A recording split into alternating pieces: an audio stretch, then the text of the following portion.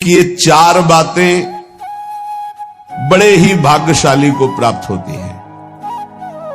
पहला मनुष्यत्व, दूसरा धर्म श्रवण, तीसरा विशिष्ट श्रद्धा और चौथा संयम पूर्ण परमार्थ।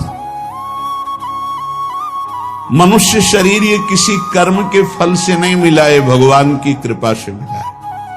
कबहू ककरि करुणा नर देही, देत ईश बिनु हेतु सनेही।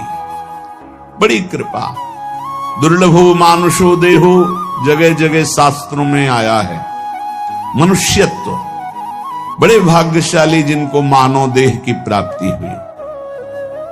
मानव देह प्राप्त करके दूसरा महाभाग्य सत्संग, धर्म श्रवणम, धर्म शास्त्र से युक्त सत्संग। मनमानी एक दक्षिण की वार्ता, एक उत्तर की वार्ता, कोई तुकतान ही नहीं मिल रहा। क्या कहना चाहते समझे में नहीं आता, बताना क्या चाहते हैं। तस्मात् शास्त्रम प्रमाणम थे, शास्त्र प्रमाणित महापुरुषों से प्रमाणित जो वाक्य उसे सत्संग कहते हैं। अपना अनुभव, शास्त्र सम्मत महापुरुषों के अनुभव, इन्हीं की चर्चा को सत्संग कहते हैं। मनोरंजन को सत्संग नहीं कहते। धर्म श्रवण सत्संग, ये बड़ी दुर्लभ बात है। मनुष्य शरीर मिला और सत्संग मिला। अब सत्संग में अगला है श्रद्धा। जो सुना उसको धारण किया। जो मनुष्य शरीर प्राप्त करके अवनीत स्वभाव के होते हैं, उद्दंड स्वभाव के होते हैं, ना उनको नमन भक्ति आती है, ना उनको, एक उद्दंड स्वभाव। ऐसे सत्संग में जाकर भी कुछ लाभ नहीं ले पाते। खलऊ करें भली पाई सुसंगु, मिटे न मलिन स्वभाव भंगु। वो अभिमानी जन, वो दुष्ट स्वभाव वाले, भगवान की कृपा हुई, साधु दर्शन साधु संग, लेकिन वो लाभ नहीं ले पाते। अवनीत को विपत्ति ही मिलती है, भगवत संपत्ति नहीं। अवनीत को, दुष्ट स्वभाव, उद्दंड अभिमानी को दुर्दशा ही प्राप्त होती है। जो विनीत है वही शिक्षा को प्राप्त कर पाता, विनयशील नम्र। इसीलिए कहा महापुरुषों के पास जाओ, प्रणिपातेन साष्टांग दंडवत, हाथ जोड़कर बड़ी दैन्यता से, तब वहां तुम ग्रहण कर पाओगे। अंजलि चढ़ाकर माथे पर हाथ रखकर सम्मान प्रदर्शित करते हुए मन वचन शरीर से विनयवनत होकर के तब सत्संग का लाभ लिया जाता है। बोले संयम पुरुषार्थ। अब जो सत्संग में सुना पूर्ण विश्वास के साथ, वैसे ही संयम और खूब परमार्थ का पुरुषार्थ जान लगा करके, एक बार जैसे कहा दांती पीसते हुए कमर कस के हमको चढ़ जाना इस चढ़ाई पर। निरंतर नाम जप, निरंतर भजन, असत आचरणों का त्याग। जो मानव शरीर प्राप्त करके सत्संग मिला पर उस पर श्रद्धा नहीं है, तो 20 साल सत्संग सुनने पर परिवर्तन नहीं होगा। और अगर श्रद्धा है तो उसका परिणाम है कि वो तत्पर हो जाएगा, वैसे ही आचरण करने लगेगा, सत्संग में जैसा कहा गया है। उस मानव शरीर, सत्संग और सत्संग पे श्रद्धा, और श्रद्धा का स्वरूप है यथार्थ जो बोला जा रहा है उसे अपने जीवन में उतार लेना, और दिव्य पुरुषार्थ, खूब मेहनत करके साधन भजन करना। ये चार बातें बड़े सौभाग्यशाली में होते हैं। जो तपस्वी मनुष्य शरीर पाकर सत्संग सुनकर श्रद्धानुसार पुरुषार्थ करता है, वो अपनी अंतरात्मा में ही भगवत साक्षात्कार कर लेता है, हृदय में ही। जो प्रमादी पुरुष होता है वो धन का केवल चिंतन करता है कि चलो सत्संग में चलते, कोई उपाय मिले जिससे धन मिल जाए। सत्संग करते हैं धन के लिए, सत्संग सुनते हैं धन के लिए। वो प्रमादी पुरुष होता है, प्रमत्त पुरुष होता है। जो अप्रमत्त है वो भगवान की प्राप्ति कहां जाऊं, कैसे कोई मुझे बता दे, कैसे भगवत प्राप्ति होगी, कैसे मैं काम आदि दोषों पर विजय प्राप्त करके स्वरूप बोध प्राप्त करूं। संसारी मनुष्य अपने प्रिय परिवार के कुटुंबियों के लिए बुरा से बुरा पाप कर्म करता है, और जब मरता है तो अकेले उसको फल भोगना पड़ता है। अकेला दुख, अकेला यहां से जाता है, अकेला दुख भोगता है। कोई भी घर परिवार का नरक में बंटवारा नहीं करता जाके। इसलिए कुटुंब के मोह में फंसकर पाप कर्म ना किया जाए। जो संयम नियम पूर्वक जीवन व्यतीत करता है वही इन भोगों से बच पाता है। नहीं तो एक काम भोग इतना लुभावना है कि बड़े बड़े संयमी पुरुषों का मन आकृष्ट हो जाता है और भ्रष्ट हो जाते हैं। साधक हर समय अंतःकरण की शोध करता रहे कि कहीं काम ने दबाव तो नहीं कर दिया, कहीं क्रोध तो हमारे अंतःकरण पर प्रभाव नहीं कर रहा, कहीं अहंकार तो नहीं छा रहा है। अगर ऐसा है तो संपूर्ण माया अपना प्रभाव दिखा देगी। काम क्रोध अहंकार हृदय में है तो सावधान। जैसे वृक्ष का पत्ता पतझड़ ऋतुकालिक रात्रि समूह के बीत जाने पर पीला होकर गिर जाता है, ऐसे ही तुम्हारी आयु समाप्त होने पर ये शरीर नष्ट हो जाएगा। इसलिए एक क्षण भी पाप कर्म में मत लगाओ। जैसे ओस की बूंद ऐसे पत्ते पर हिलक रही है, बस वो गिरने ही वाली है, ऐसे ही तुम्हारा जीवन नष्ट होने वाला है। इसलिए तुम एक क्षण भी असावधान मत रहो, हर समय नाम जप करो। पता नहीं वो बूंद कब गिर जाए।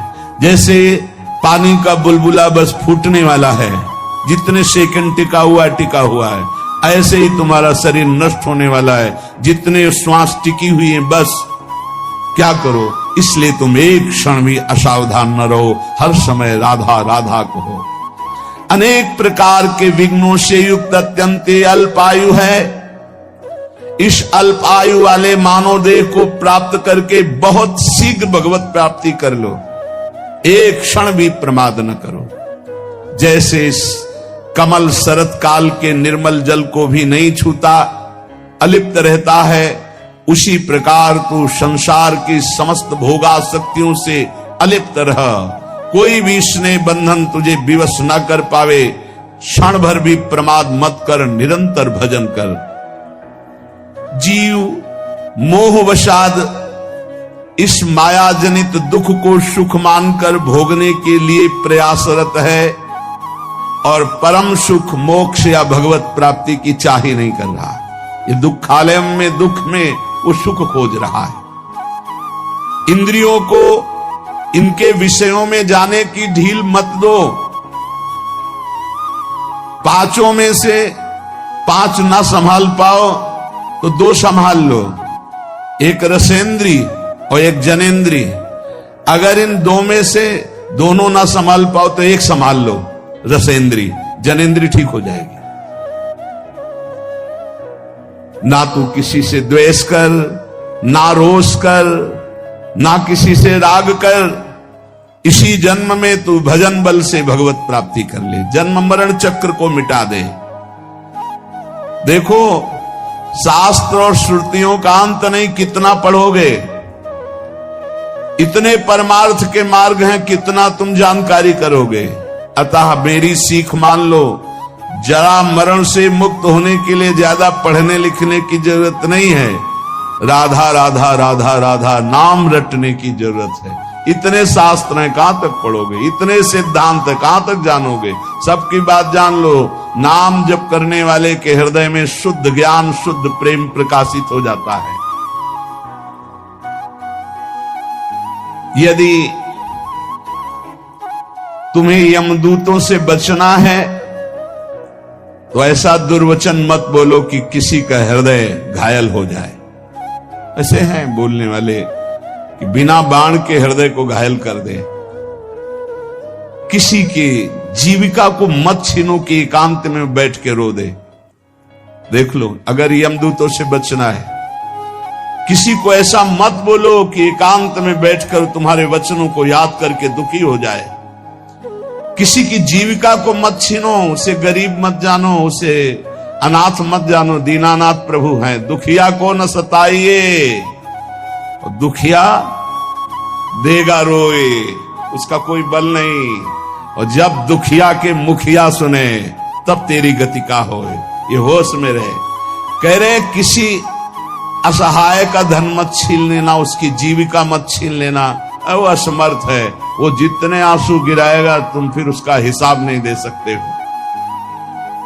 इसलिए धर्म से रहो। धर्म का स्वरूप है शास्त्र के अनुसार जीवन, दूसरों को सुख पहुंचाना। अधिक क्या कहूं, जो अपने से प्रतिकूलता का व्यवहार करे उसके साथ कभी प्रतिकूल व्यवहार मत करो। जो अपनी शारीरिक चेष्टाएं हैं उज्जवल हो, न्याय युक्त हो, धर्म युक्त हो, कभी यमराज के दूत तुम्हें छुएंगे भी नहीं। ऐ साधक, ये रसेंद्री को सुधार लो। अलग अलग महापुरुष का ये स्वादिष्ट भोजन नहीं, ये पूरा जीवन बर्बाद करने वाली वस्तु है। खाते खाते मर गए, कभी तृप्ति नहीं, कभी तृप्ति नहीं। हे दुष्ट, गजब हो गए। भोगते भोगते मर गए, कभी ये नहीं कहती कि बस आज क्या ये हाथ ऐसा ऐसा बना ले, ये वो खाते खाते पूरा जीवन व्यतीत हो। हाँ, खाओ, पचाओ, सोचो जरा, कभी उबो यार, खाते खाते उबो, कभी भोगते भोगते उबो। बहुत बहुत विचित्र है, बहुत विचित्र है। रसेंद्री इसीलिए बार बार महापुरुष कहे स्वादिष्ट भोजन से बचो, ये जीवन का नाश करने वाला है। ये कोई सौभाग्य नहीं कि हमें मनमानी बहुत सुंदर भोजन मिल रहा है। देखो, स्वाद के चक्कर में ही मछली फंस जाती है। वो कांटे में होता है चारा, चारे के लोभ से ऐसे उसको कांटा नहीं दिखाई देता, चारा दिखाई देता है। ऐसे ही साधक, स्वादिष्ट भोजन के अंदर एक कांटा है आसक्ति भोगों की, जो जनेंद्री को प्रबल करके वासना में लगा देगी। और सुनो, किसी के रूप में मत फंस जाना। पांच भौतिक ये रूप अगर नेत्रों को प्रिय लगने लगे तो प्रियालाल के रूप देखने का अधिकार खो दोगे। अरे जीव, तू एकमात्र भगवत प्राप्ति के लिए मानव देह में आए। इसलिए रसेंद्री, जनेंद्री, घ्राणेंद्री, श्रवणेंद्री, त्वगेंद्री सबको संभालो और प्रभु के चरणों में लग जाओ। एक आदमी जानता है सब कुछ पर करता नहीं है, तो क्या फायदा जानकारी का, शास्त्रों के स्वाध्याय का, संत समागम का क्या लाभ मिला? तुम्हें बहुत जानकारी है पर तुम अपने आचरणों पे नहीं उतारते हो। एक आदमी है जानता नहीं पर जितना जाना चल दिया वो पहुंच जाएगा। इसलिए ज्यादा शास्त्रों की जानकारी के चक्कर में मत पड़ो। जितना जानते हो उतना आचरण में उतार लो। वही मोक्ष पाता है जो जितना जानता है उतना आचरण में उतार लेता है। जो सच्चा साधक होता है वो अंदर में अपने जितनी जानकारी है उसके अनुसार चलता है। वो कभी विपत्ति से विचलित नहीं होता। जीवन का सार यही है उपासक, भयानक से भयानक परिस्थिति आने पर भी प्रभु का चिंतन न छूटने पावे, धैर्य न छूटने पावे, किसी और का सहारा न ले लेना। ये सब महापुरुषों की बातें हैं, पकड़ लो। बहुत आनंद प्रदान करने वाली बातें हैं। बहुत सावधान। अय उपासक, जीवन का सार यह है कि भयानक से भयानक विपत्ति आवे, तुम्हें अपने धर्म से न डिगा पावे। दुनिया में रहते हुए दुनिया का कोई भी व्यक्ति और भोग तुम्हें आकर्षित न कर पावे। देखो भाई, देख लो, दुनिया में रहते हुए दुनिया का कोई व्यक्ति का भरोसा न हो और कोई भोग आकर्षण न कर पावे। हमारी चाहे अंग अंग काट दिया जाए पर हम अपने धर्म को नहीं छोड़ सकते। ऐसे निष्ठावान हम अपने धर्म, देखो यहां काटने मारने की तो कोई बात है नहीं, थोड़ा प्रलोभन आया और भ्रष्ट हो जाते हैं। अरे कह रहे हैं यहां लिखा है, उपासक भयानक से भयानक विपत्ति की परिस्थिति में भी अपनी निष्ठा से चलायमान नहीं होना है। चाहे काट दिया जाए तो भी हम अपनी निष्ठा से चलायमान नहीं, तभी भगवत मार्ग पुष्ट होता है। पाप कर्म में कभी रति मत करना। ध्यान से सुनो, जो प्रश्न करते हैं कि पापी लोग बड़े सुखी दिखाई देते हैं, ये ताजे दूध की भांत पाप कर्म होता है। जैसे ताजा दूध न फटता है तुरंत और न विकार को प्राप्त होता है, पर आगे चल करके वो दुर्गंध युक्त हो जाएगा। ऐसे अभी अभी पाप हुआ है तो पूर्व के पुण्य काम कर रहे, सब काम बनता चला जाए, लेकिन वो पाप कर्म ढकी हुई आग के समान है। जिस दिन वो अपना रूप धारण करेगा भस्म कर देगा, तुम्हें नष्ट कर देगा। इसलिए जब तक तुम्हारा पाप भजन के बल से नष्ट नहीं हो जाता, तुम्हारा पीछा करता, विश्व में कहीं भाग के चले जाओ, वहीं तुम्हें दंड दे देगा तुम्हारा पाप कर्म। मत एकत्रित करो पाप कर्म, डरो पाप कर्म करने से। वो सुरक्षित तब तक पीछा करेगा जब तक तुम्हारा नाश नहीं कर देगा। दुष्ट स्वभाव के मित्रों का कभी भी संग ना करो। उत्तम स्वभाव वाले ही भगवत मार्ग के पथिकों से मित्रता करो। सब पर भगवत भाव पर दोस्ती नहीं। जैसे ठोस पहाड़ को हवा नहीं उखाड़ सकती, ऐसे ही निष्ठावान को कोई विपत्ति निंदा विचलित नहीं कर सकती। जैसे सारथी घोड़ों की लगाम खींचे हुए सही मार्ग पर चलाता है, ऐसे ही अपनी बुद्धि को पवित्र रखो। इंद्री रूपी घोड़ों की लगाम रूपी मन को खींच करके सतमार्ग पर चलाते रहे। बुद्धि शुद्ध कैसे होती? ईश भजन सारथी सुजाना। इष्ट देव का भजन करो तो सारथी सुजान, बुद्धि बहुत ज्ञानमयी हो जाएगी।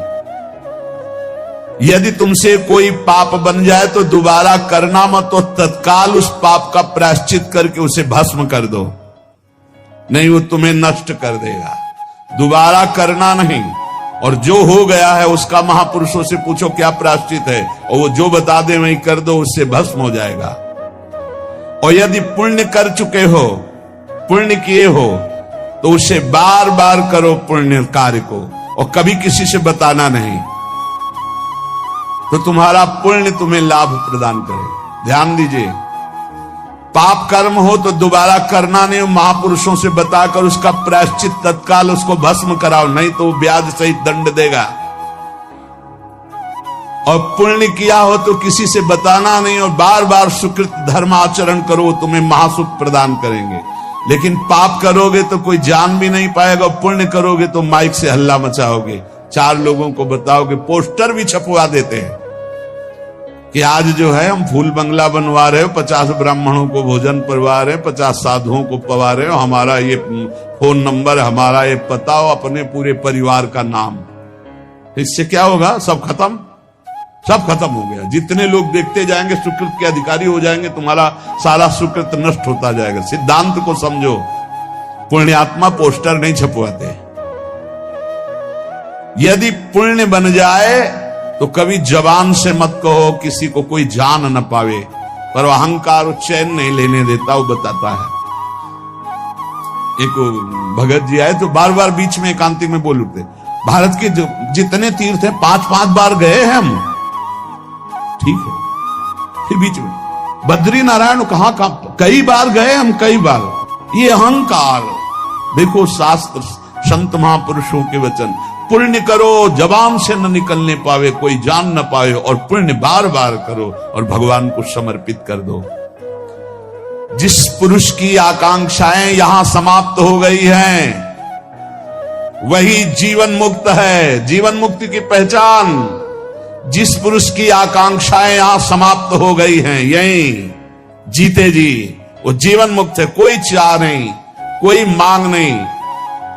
और जिस पुरुष की चाह नहीं समाप्त हुई, तो आगे सुन लीजिए, जिस पुरुष की आकांक्षाएं हैं, चाह है, वो चाहे नंगे रहे दिगंबर, चाहे जटा रखा ले, चाहे पंख लगाए, चाहे उपवास करे, चाहे भूमि पर सोए, चाहे धूल लपेटे, चाहे जैसे रहे, वो जीवन मुक्त नहीं हो सकता। ये बात है। बाहरी इन क्रियाओं से जीवन मुक्तता नहीं देखी जाती। आकांक्षा रहित ब्रह्मभूता प्रसन्नात्मा, न सोचति न कांक्षति, न कोई सोच है न कोई चाह है। जो शतमार्गी है, चाहे उसके ऊपर रुपयों की वर्षा कर दो तो भी वो अपने शतमार्ग को नहीं छोड़ेगा। जैसे कामी पुरुष को भोगों से तृप्ति नहीं होती है, ऐसे भजनानंदी को कभी भजन से तृप्ति नहीं होती। जितने भी ब्रह्मा के रचे हुए भोग हैं, सब अल्प स्वाद वाले, परिणाम में दुख देने वाले हैं। इसीलिए विवेकी साधक कभी भोगों में रति ना करके सम्यक रूप से तृष्णा का नाश करके भगवान का भजन करता है। राग के समान अग्नि नहीं, जला डालेगा। द्वेष के समान मल नहीं, भजन में बाधा पहुंचा देगा। पराई निंदा के समान दुख नहीं, मत करना, नहीं तो दुख में फंस जाओगे। दूसरे को दुख देने के समान अशांति नहीं। अगर दूसरों को दुख दिया तो तुम स्वयं अशांत हो जाओगे। उपासक ध्यान दे, जब तुमसे कोई द्वेष करे, शत्रुता करे, तो तुम्हारा बर्ताव प्यार का होना चाहिए। करो। साधु मार्ग में चलने वाले, चाहे गृहस्थ हो चाहे विरक्त, जब तुमसे कोई कटु व्यवहार करे, द्वेष दुश्मन का व्यवहार करे, तो तुम उससे पहले बोलो राधे राधे। वो भले गाली दे, तुम ऐसे, तुम्हारा व्यवहार प्यार का होना चाहिए। जो तुम्हारा अनिष्ट करे उसे तुम आशीर्वाद दो। देखो भगवान के पार्षद का स्वभाव। जो तुमसे घृणा करे उसका तुम मंगल सोचो। जो तुम्हारी निंदा करे, तुम प्रभु से प्रार्थना करो कि उसकी बुद्धि शुद्ध हो। यह है भगवत मार्ग। कितने कठिन है। जो हमसे दुश्मनी करे उससे हम प्यार से झुक के बात करें। जो हमारा बुरा चाहे उसको हम आशीर्वाद दें। जो हमसे घृणा नफरत करे उसका मंगल मनावें। जो हमसे द्वेष करे उसके लिए प्रभु से प्रार्थना करें। थोड़ो खाई तो कल्पे झलपे, घणो खाई के रोगी। और दोहू पंखा की संधि विचारे, तो है वो बिरला जोगी। बात समझना यहां। थोड़ो खाई, बिल्कुल पूरी लगन लगी रहेगी भोजन में। और घड़ों खाई तो रोगी, और दबा के खाओगे तो रोगी हो जाओगे, भोगी हो जाओगे, भजन नहीं बनेगा। तो बोले दोहू पंखों की संधि विचारे, वो है बिरला जोगी। न कम न ज्यादा, युक्ताहार विहार से। जो बहुत नहीं खाता या थोड़ा, उसकी चिंतन वृत्ति भूख में लगी रहती है, बातें चाहे जितना बनावे। और जो बहुत खाता है उसका चिंतन भोगों में लगा रहता है, बातें चाहे जितना बनावे। और दोनों की जो संधि में रहता है, नाक और नाहा, थोड़ा अल्पाहार, इतना अल्पाहार नहीं, युक्त अल्पाहार। कि अगर 10 रोटी खा सकते हो भरपेट, तो 5 रोटी पा जाओ। अगर 5 में भरपेट तो 2.5 पा लो। इतनी संधि में रहे। थोड़ा खाई तो कल्पे झलपे, उसी का चिंतन। और घड़ों खाई तो रोगी। और दोहू पंखों की संधि में, तो वो है बिरला जोगी। जो दोनों संधि में, अर्थात ना भूखा और ना छका। देखो, जिनको उपवास का नियम दिया है, जिन्होंने उपवास का नियम लिया है, वो ध्यान दे दें। उनका चिंतन भोजन का नहीं होना चाहिए। अगर भोजन का चिंतन हो रहा है तो फटाफट रोटी दाल बनाओ और भोग लगा के पालो और खूब भजन करो। हमारा उद्देश्य है कि आपके पेट में हल्का आहार जाए, और आप रात दिन मंत्र जप करो। इसके लिए उसका चिंतन न बने कि काश दाल रोटी, तो पालो।